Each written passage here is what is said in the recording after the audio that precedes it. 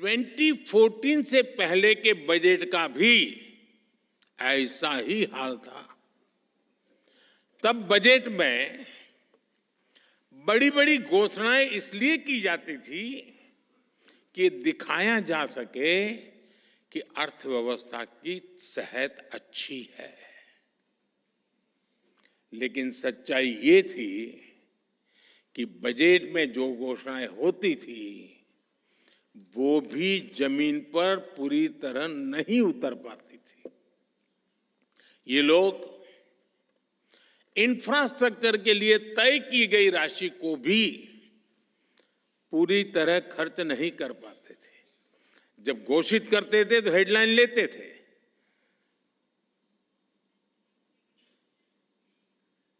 Share market में भी शायद थोड़ी दिखाई देता होगा। योजनाओं को तय समय पर पूरा करने पर भी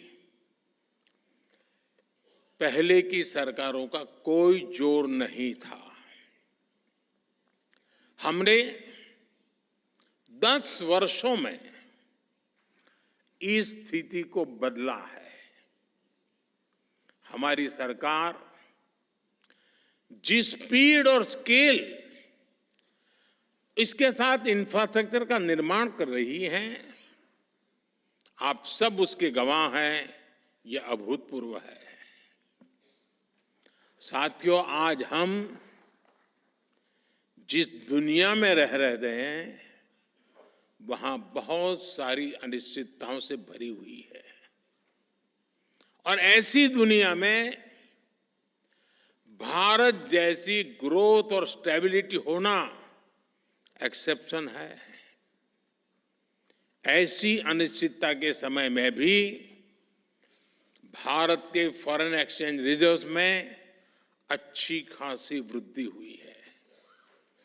आज जब सारे देश लो ग्रोथ या हाई इन्फ्लेशन से जूझ रहे हैं, उन परिस्थितियों में भारत हाई ग्रोथ और लो इन्फ्लेशन वाला इकलौता देश है।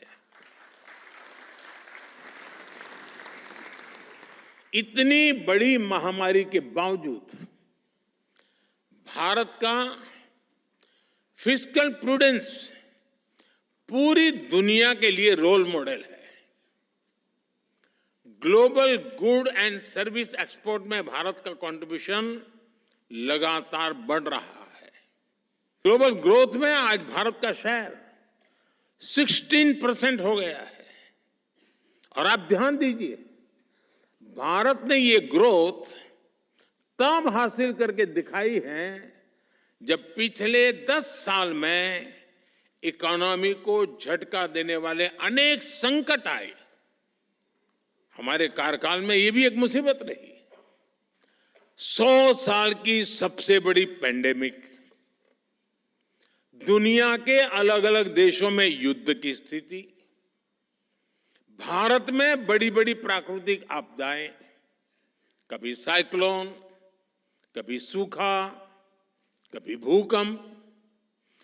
हमने हर संकट का मुकाबला किया, हर चुनौती का समाधान किया। अगर ये संकट न आते तो